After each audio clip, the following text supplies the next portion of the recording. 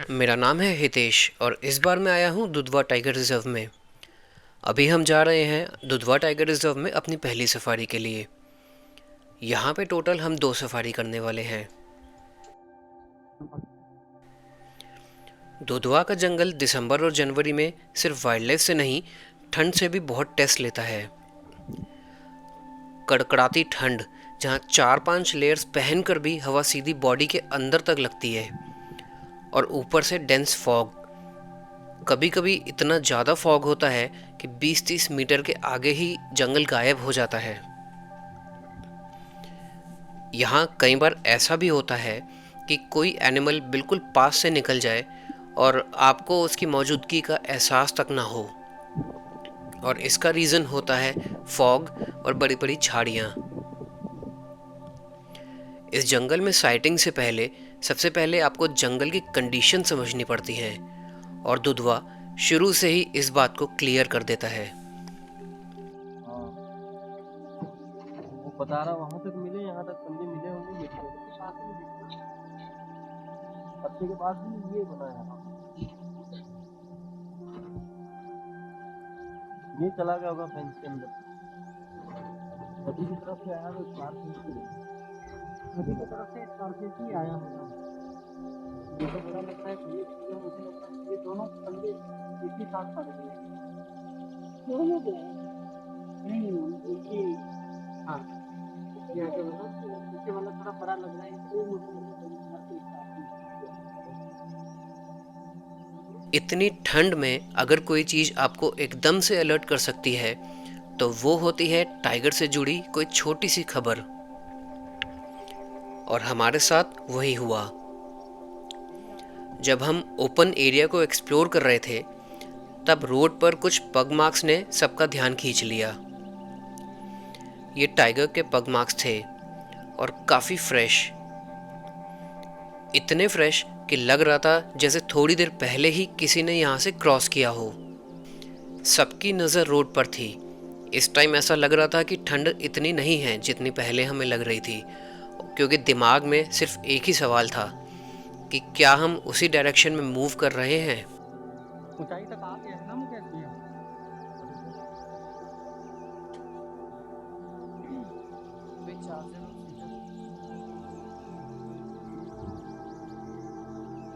एक जिप्सी ने आके कंफर्म किया कि उन्होंने भी टाइगर के फ्रेश पग मार्क्स देखे हैं। उनका मानना था कि टाइगर शायद राइनो एनक्लोजर की तरफ अंदर चला गया है। इस इन्फॉर्मेशन के बाद एक दूसरे पॉइंट पर हम आकर रुक गए और बस वेट करने लगे।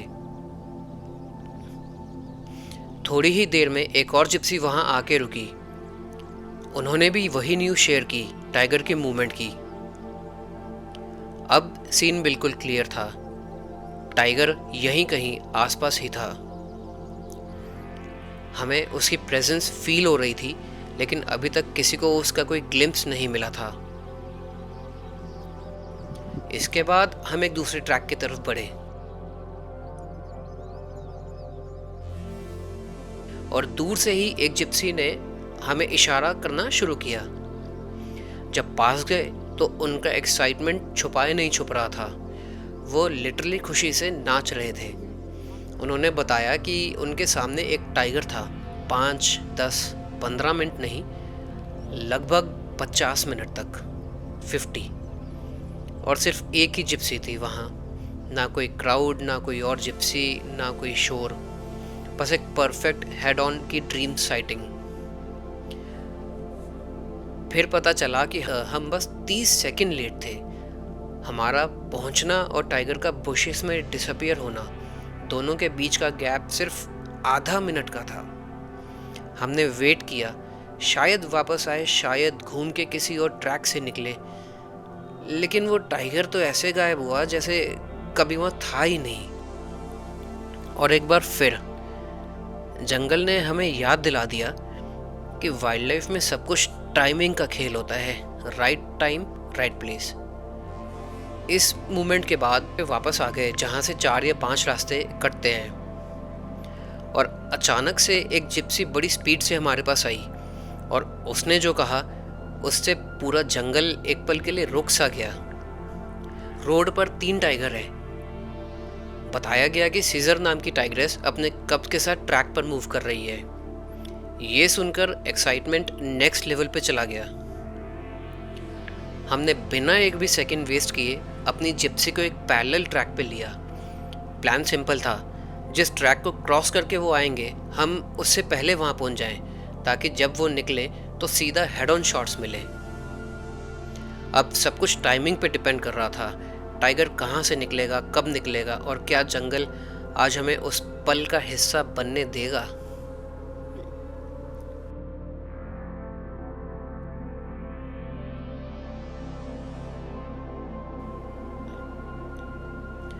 जब हम उस पॉइंट पर पहुंचे तो सामने देखा कि सीन अलग ही चल रहा है। ऑलरेडी काफ़ी सारी जिप्सी लाइन से खड़ी हैं। न्यूज़ जंगल में ही इतनी ठंड में भी एक आग की तरफ फैल चुकी थी और टाइग्रेस वो अपने कब्ज के साथ बुशेस के अंदर गायब हो चुकी थी। उसके बाद हर जिप्सी से अलग कहानी सुनने को मिली।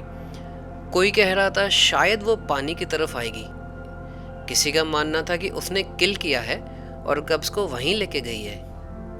सच क्या था और झूठ क्या, ये किसी को नहीं पता। इंतजार कितना किया वो हमें पता है, और टाइग्रेस का ना दिख पाना कितना बुरा लगा वो भी हम जानते हैं। बस एक ही चीज़ क्लियर थी, इस बार भी जंगल ने टाइगर को हमसे दूर ही रखा। और यही वाइल्ड लाइफ का सच है, यहाँ गारंटी किसी चीज़ की नहीं होती। दुधवा की हमारी पहली सफारी ख़त्म हुई। थोड़ी देर बाद हम वापस जंगल में आए अपनी दूसरी और आखिरी सफारी करने के लिए, लेकिन इस बार डेस्टिनेशन अलग था।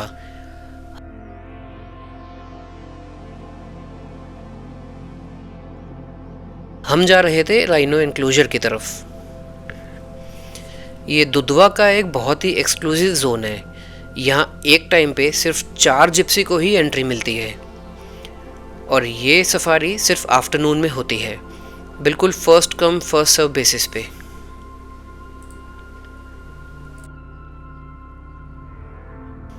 जब हम एनक्लोजर के अंदर पहुंचे तो बुशेस के बीच एक मूवमेंट दिखी और वहां था एक राइनो का काफ, एक छोटा राइनो।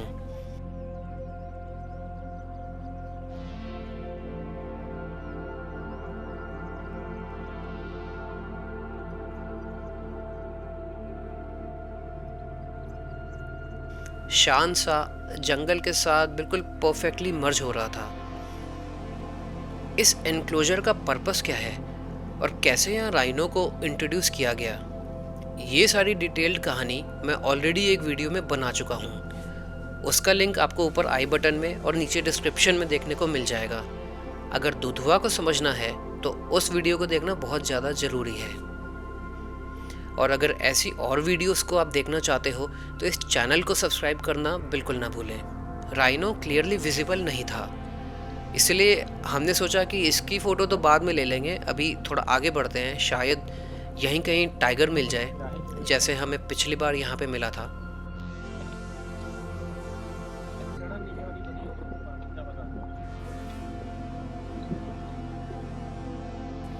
टाइगर नहीं दिखा, लेकिन उसकी प्रेजेंस पूरी तरीके से महसूस हो रही थी।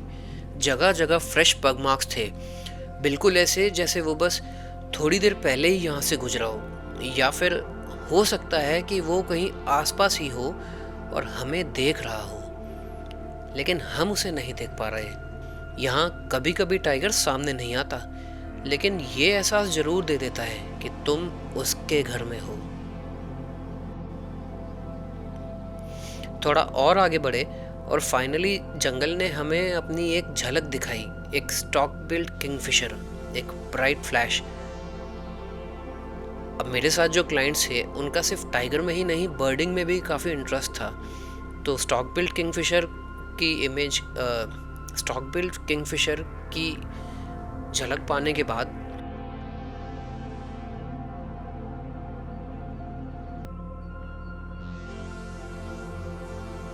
हमें ग्रे हेडेड फिश ईगल ऊपर से वॉच करता हुआ मिला।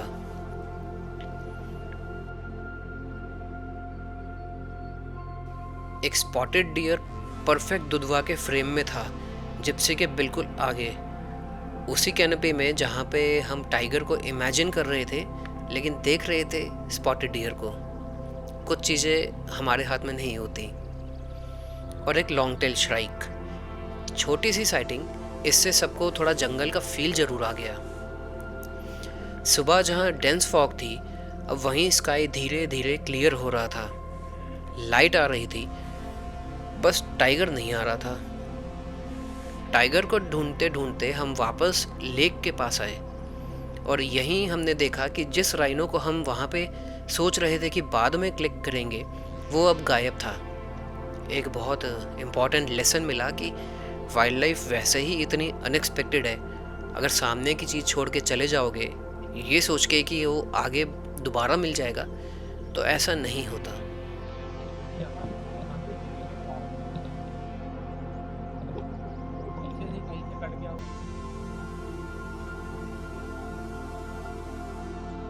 लेकिन हम जब मेन लेक एरिया पे गए तो एक राइनो शांति से अपना रूटीन फॉलो कर रहा था। वो पानी में था, कुछ ग्रेजिंग कर रहा था और थोड़ी ही दूर पे दूसरा भी मौजूद था। ऐसे मूवमेंट्स में बेस्ट शॉट वही होते हैं जहां आप थोड़ा जूम आउट करते हो ताकि सिर्फ सब्जेक्ट ही नहीं, उसका हैबिटाट भी फ्रेम का हिस्सा बन सके। मेरे पास कैनन का 100-400 RF लेंस था, लेकिन 400 mm में मैं 2 राइनो को कवर नहीं कर सकता था। तो मैंने सोचा कि इसको बेस्ट रहेगा अगर मैं 200 mm तक ले जाऊं, ताकि दोनों राइनो और पूरा हैबिटाट भी मैं अच्छे से कवर कर सकूं। दोनों फेस भी हेड ऑन हो गए एक दूसरे।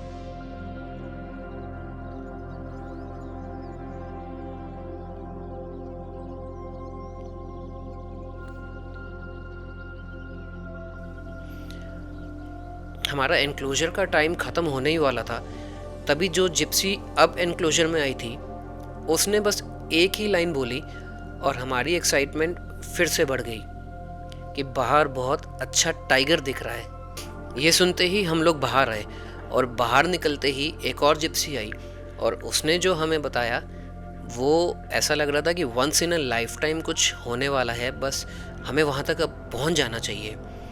उसने बताया कि एक टाइगर राइनो के बच्चे का पीछा कर रहा है और उसकी मदर, राइनो की मदर, अपने बच्चे को टाइगर से बचा रही है।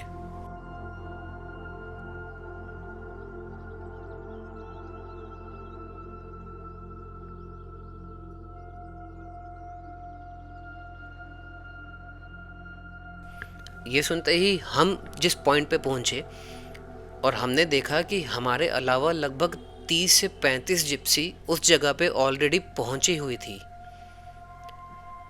पर वाइल्ड लाइफ में ऐसा ही होता है, यहाँ सब कुछ एक मूवमेंट पे डिपेंड करता है। जो राइनो और टाइगर का सीन था वो मुश्किल से सिर्फ 2 जिप्सी को दिखा। बाकी सब के लिए हमारी तरह और आपकी तरह बस एक कहानी रह गई। होप थी, लेकिन इस बार भी उम्मीद पूरी नहीं हुई। टाइगर जा चुका था और राइनो भी अपनी दुनिया में वापस चला गया।